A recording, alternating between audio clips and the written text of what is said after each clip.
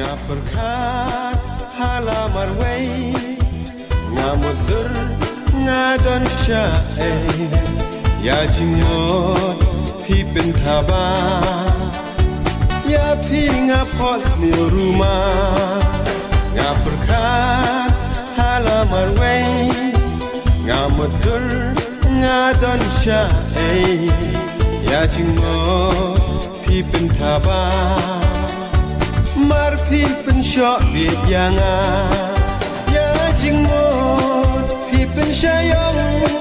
งามนางชัวกุมโนบันองngas ngau ding ngas ngau pisaกุมโนngam tip ya pi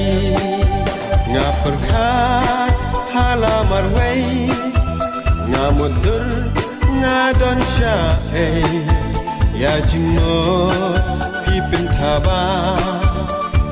ya pi ngapos ni rumah perkat halamar way ngamudur ngadon syae ya jingmot piเป็นทาบา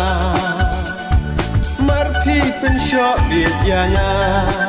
Malaysia kum ne yang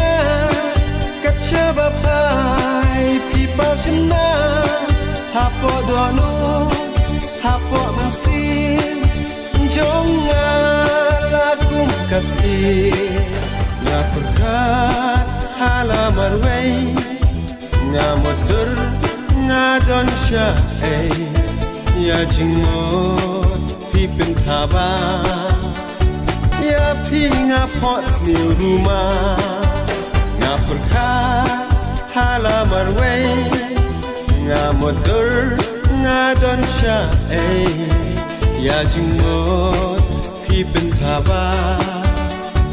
mar piเป็นชอบีดยางka perthai ka dum hanga wala ka shay ka shat thaba lada ngam